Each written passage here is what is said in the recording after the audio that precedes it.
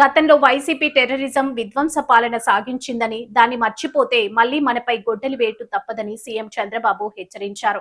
శ్రీకాకుళం జిల్లా నరసన్నపేట సభలో మాట్లాడుతూ ఎన్సీఆర్బీ అంచనాల్లో ఫేక్ న్యూస్ లో ఏపీ 2వ ప్లేస్ లో ఉంది. వైసీపీ దుష్ప్రచారాలు ఏ స్థాయిలో ఉన్నాయో దీన్ని బట్టి అర్థమవుతుందన్నారు. ముందుకు పోతున్నాం. ఇక్కడ ఇంకోడు పెట్టాను. ఒకప్పుడు P3 అంటే పబ్లిక్ ప్రైవేట్ పార్ట్నర్షిప్ తో ఇప్పుడు నేషనల్ హైవే చూస్తున్నారు. మీ ఊరు పక్కనే రోడ్లు వేశారు. గవర్నమెంట్ ఆఫ్ ఇండియా వేయించింది. ఆ రోడ్ అంతా కూడా ఒక వ్యక్తి వచ్చేస్తాడు, టోల్ పెడతాడు. ఆ డబ్బులు కలెక్ట్ చేసుకుని తీసుకున్న అప్పులు కట్టేసే పరిస్థితికి వచ్చారు. అన్నిట్లో ఎయిర్పోర్ట్లు అన్నిట్లో వచ్చాయి. దీనివల్ల ప్రజలకు సంపద వచ్చింది, మెరుగైన అవకాశాలు వచ్చాయి. అదే సమయంలో ఆర్థిక అసమానతలు పెరిగాయి. నేను ఒకే ఒక విషయం మీ అందరికీ చెప్తున్నా. నేను పనిచేసేది ఏ కొద్ది మందో కోటీశ్వర్ల కోసం కాదని మరొకసారి విజ్ఞప్తి చేస్తున్నా. మీకోసం పనిచేస్తున్నా. నెలవారీగా పింఛన్ ఇవ్వాలి, నెలవారీగా జీతాలు ఇవ్వాలి, అభివృద్ధికి డబ్బులు కావాలి. ఇవన్నీ కావాలంటే ఎక్కడి నుంచి వస్తాయి? సంపద సృష్టిస్తే, పన్నుల రూపేణ డబ్బులు వస్తే ఆ డబ్బులు తీసుకొచ్చి పేదవాళ్లకు పెన్షన్లు ఇవ్వడం, లేకుంటే సంక్షేమ కార్యక్రమాలు ఇవన్నీ చేస్తున్నాం. అయితే నేను ఆలోచించేది రాబోయే రోజుల్లో ఒక వినూత్నమైన మార్పుకి శ్రీకారం చుట్టాం. ఆర్థిక అసమానతలు తగ్గించాలి.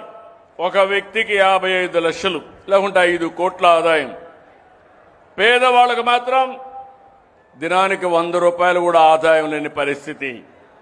ఇది తగ్గాలి. అందుకే ఈరోజు నేను తీసుకున్న కార్యక్రమం పబ్లిక్ ప్రైవేట్ పీపుల్ పార్ట్నర్షిప్.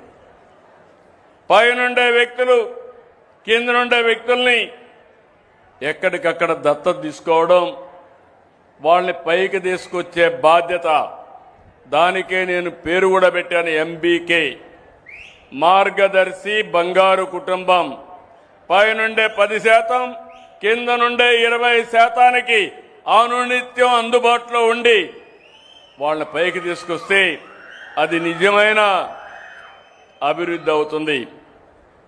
ఈరోజు మనం సంపద సృష్టించడం జరుగుతుంది. మీరు ఒకటే గుర్తుపెట్టుకోండి, 2047కి భారతదేశం ప్రపంచ దేశాల్లో నెంబర్ 1గా ఉండడం ఖాయం. దాంట్లో అనుమానం లేదు. ఆ దిశగా నరేంద్ర మోడీ గారు ముందుకు పోతున్నారు. అయితే ఇక్కడ నేను మిమ్మల్ని కోరేది, 16 నెలలుగా స్వచ్ఛాంధ్ర కార్యక్రమం నిర్వహిస్తున్నాం.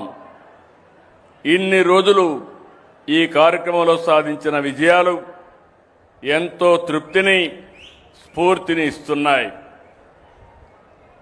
1924 ఎప్పుడూ గుర్తుండాలి మీకు. ఈరోజు మీరందరూ కూడా దీపావళి చేస్తున్నారు. జ్ఞాపకం ఉందా? దీపావళి చేస్తున్నారా? పోనీ చేస్తున్నామని చేతులు పైకెత్తండి. ఓకే, దీపావళి ఎందుకు చేస్తున్నామని తెలిసినట్టు చేతులు పైకెత్తండి. అందరూ తెలుసు. ఆ రోజు నరకాసురుడు రాక్షసుడు చంపితే దాన్ని గుర్తుపెట్టుకోవడానికి దీపావళి చేస్తున్నారా లేదా అని మిమ్మల్ని అడుగుతున్నా. అవునంటే గట్టిగా చప్పట్లు కొట్టండి. చరిత్ర చెప్పే సందేశం. చెడును గుర్తుపెట్టుకుంటే మళ్ళా అలాంటి వ్యక్తుల్ని ప్రోత్సహించకపోతే మనం బాగుపడతామని మన పెద్దలు ఇచ్చినటువంటి మనకు వారసత్వం. నేను 1924లో మీరు చూస్తే ఆ రోజు ఉండే ప్రభుత్వాన్ని మరిచిపోతారా అని మిమ్మల్ని అడుగుతున్నా. మన ఎంతంటే 86 లక్షల మెట్రిక్ టన్నులు చెత్త చెదారం ఎక్కడికక్కడ లెగసీ వేస్ట్ కింద తయారు చేశారు. 23 నెలలు ఈ వేస్ట్ అంతా క్లియర్ చేయడానికి నాకు సరిపోయింది. 121 లక్షల మెట్రిక్ టన్నులు క్లియర్ చేశాం. జూన్ వరకు అవుతా ఉంది. విధ్వంసం చేయడం నిమిషం పని. దాన్ని మళ్లీ రీబిల్డ్ చేయాలంటే చాలా సమయం అవుతుంది. అందుకే హామీ ఇస్తున్నాను, జూన్ నెల లోపల ఎక్కడ కూడా లెగసీ వేస్ట్ లేకుండా, ఎక్కడ చెత్త లేకుండా చేసే బాధ్యత ఈ ప్రభుత్వానిది అని చెప్పి మీ అందరికీ హామీ ఇస్తున్నాను.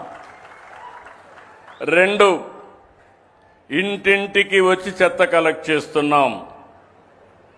ప్రతిరోజు 7,527 మెట్రిక్ టన్నులు పట్టణాల్లో, 1436 లక్షల మెట్రిక్ టన్నులు గ్రామీణ ప్రాంతాల్లో కలెక్ట్ చేస్తున్నాం. రెండోది, ఇవంతా ఎక్కడ వేయాలనుకున్నప్పుడు ఒక సైంటిఫిక్ మెథడ్ పెట్టాం. ఈరోజు మీరు చూస్తే చెత్త నుంచి సంపద అన్నాను, చెత్త నుంచి కరెంటు ఉత్పత్తి చేస్తున్నాం. ఇప్పటికే 2 పనిచేస్తున్నాయి. నేను ఆ రోజు ఇచ్చినట్టు అన్ని క్యాన్సిల్ చేశాను.